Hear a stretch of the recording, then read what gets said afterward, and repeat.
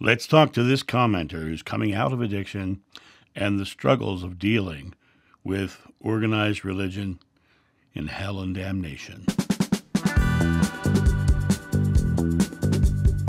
Good morning, my friends. It is a beautiful morning here in Akron, Ohio, drinking my cup of coffee. I hope you have your cup of coffee with you as well. This morning, I'm going to make a bunch of videos this morning for the next several days because I got a whole bunch of comments that came in that I just want to respond directly to. Some of them are long comments, and when I read them, it's going to take a while to read, but I want to directly go at some of their comments because I think a lot of them will be able to help a lot of people. So let me just read this one first. I'm a recovering alcoholic and addict. I just got 2 years clean. Congratulations. That's something we all should be very proud of you for, because I know that it takes something to break free of addiction. And I'd like to talk about addiction in this video too a little bit, but congratulations. I am very proud of you for that. I was attending a Pentecostal church and had exorcisms done on me, and they were screaming and demons are in me. I accept my part in the situation, but I'm suffering severe flashbacks and fear of hell. They kept mentioning the lake of fire. I'd gone, let's say, insane. Ended up getting baptized, which gave gift to my desperation because I got home the same day with 13 cans of strong alcohol and tried to hang myself. I'm grateful for that because I was at the end. I've been 2 years in AA, which saved my life, but left CPTSD from going to church. I'm nervous wreck when I see Pentecostal stuff and evangelism. Have you heard of this kind of stuff? I'm fighting my wrongs and doing my best, but that place felt demonic, if you know what I mean. Do you help with this kind of stuff? I'm looking for truth now and being the best I can be to help others. First of all, addiction. Let's talk about addiction. Addiction is a very interesting thing, and one of the things that's so fascinating about addiction to me is, God is found at the bottom of every breath. We're never separate from God. It's only our awareness that makes us feel separate. We come to a place where we're living in this fog, this veil, where we feel separate. But when we exhale and release all our fears and anxieties, we feel our connection to God. Because that's why they call it the breath of God, because right at the bottom of your breath is God. That exhale, that feeling. But when we're here in the veil, and we're here in this separate place, we can't find God because we feel lost. We feel in this place of darkness, is how it seems to us. But as I said, God is always there. But we find God at the bottom of that breath. Now, if I'm an alcoholic and say, I'm going to use my coffee as a prop this morning.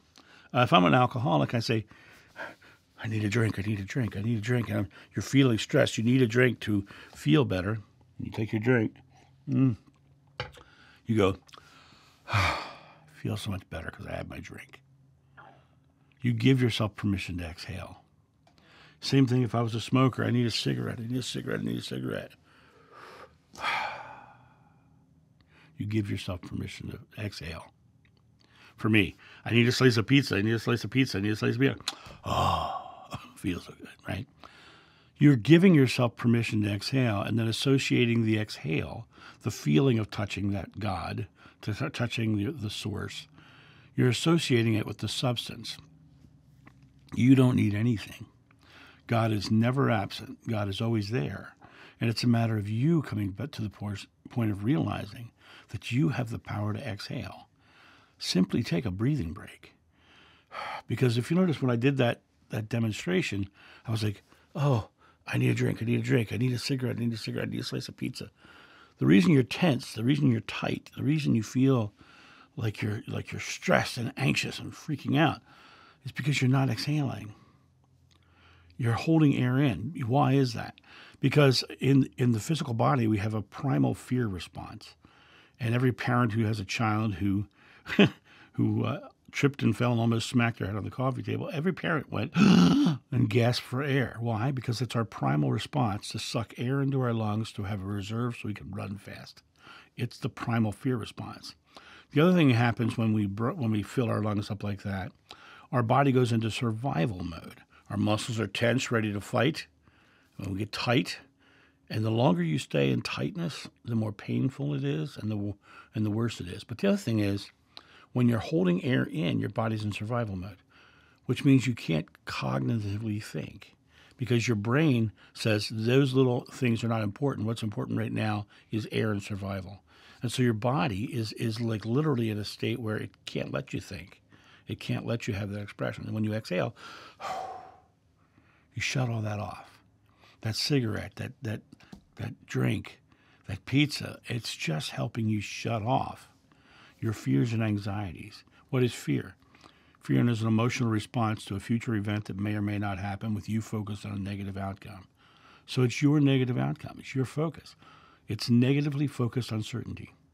And when you exhale and you release the fear response to it, you get very, very present. Now, let's talk about the Pentecostal stuff.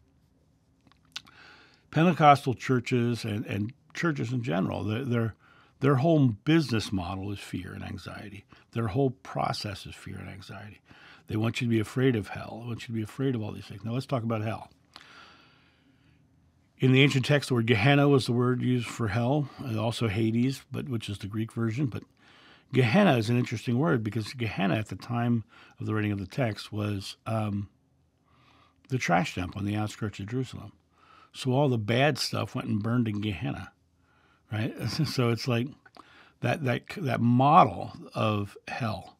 They kept mentioning the lake of fire. Okay? So you've got the lake of fire. You got all this symbology. Do you know that none of that comes from the time of Yeshua? In fact, all of that comes from the Middle Ages and prior to the Renaissance, just at the time Dante wrote his Inferno. That's the imagery of medieval Christianity.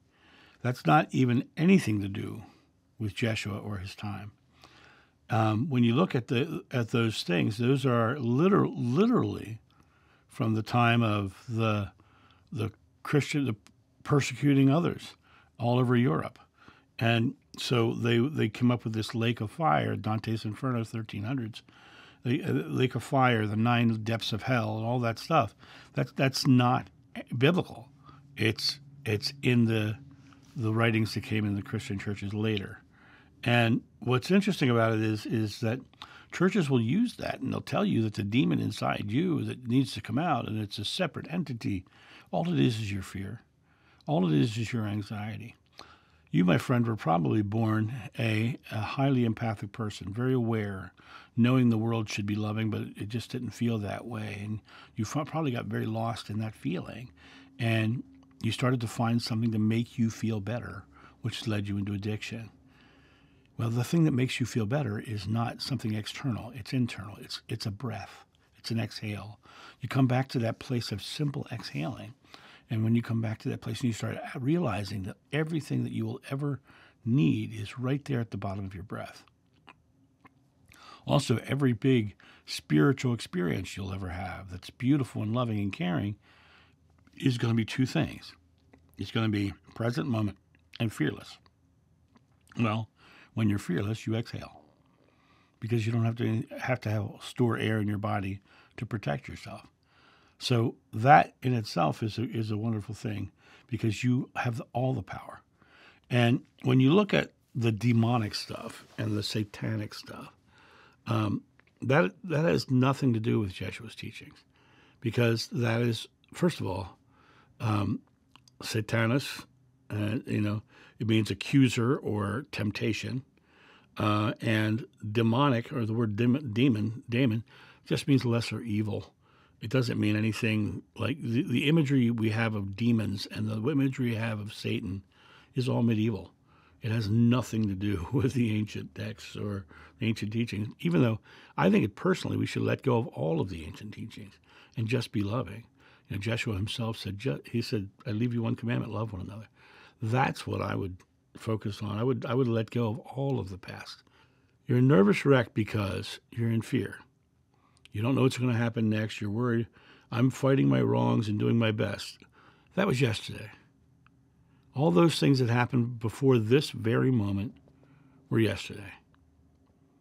You have the ability to say, that was that part of my life. Now I am doing this. And what is I am? I am is God's name, according to Moses. The Bible says, whatever you ask in God's name is granted. I am joyfully living a life connected to my soul, my spirit, and spreading love throughout the world. Period. I am surrounded by people I love who love me in return, in a prosperous life, living where I want, and having purpose in what I do. You can come up with any conscious belief to choose, because the future's coming to you. You're not getting to it. It's coming to you depending on what you believe in the moment. When you pray, believe you shall receive, and you shall. If you have faith as small as a mustard seed, you can ask a mountain to move, and it'll move. Nothing's impossible for you. You have the ability to think good thoughts. Shakespeare said, there is nothing good nor bad, but thinking makes it so.